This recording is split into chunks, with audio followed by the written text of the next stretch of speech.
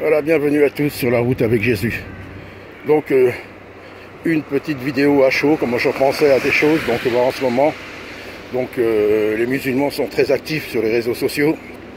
Et cette, cette abomination pour moi de dire que, voilà, quand Jésus a dit qu'il enverrait un autre consolateur, ils disent que c'est le prophète Mohammed. Alors totalement faux. Pourquoi? Parce qu'il faut lire tout. Dans Jean 14, le Seigneur explique qu'il va partir, qu'ils vont être tristes, qu'ils vont se réjouir. Après, une fois, quand ils comprendront, quand ils verront la gloire de Dieu. Et il dit bien, je vous enverrai un autre consolateur. Et il dit, il sera toujours éternellement avec vous. Tous les hommes, aussi bien Mohammed que d'autres, ne sont plus là. Et le Saint-Esprit est toujours là. Et il sera toujours avec vous éternellement.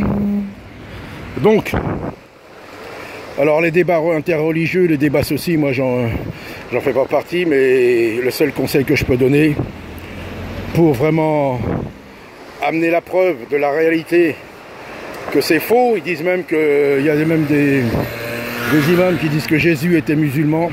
Enfin bon, vous voyez, mais c'est comme ça. Alors qu'est-ce qu'il faut simplement? Est-ce que c'est des débats théologiques, des débats humains à chercher? Non. Il faut être rempli du Saint-Esprit, ce fameux Saint-Esprit que Jésus avait dit qu'il enverrait. Et lui, il fera tout. Il dira ce qu'il faut dire, il dira s'il faut se taire, il dira... Et il conduira tout le monde. Enfin, tout le monde. Ceux qui cherchent vraiment la vérité, même parmi les musulmans, il va les conduire dans la vérité.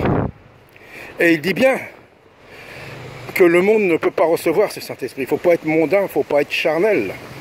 Donc, ce qui fera la différence, c'est d'être rempli du Saint-Esprit. Soyez remplis du Saint-Esprit. Amen. Que Dieu vous bénisse. À bientôt.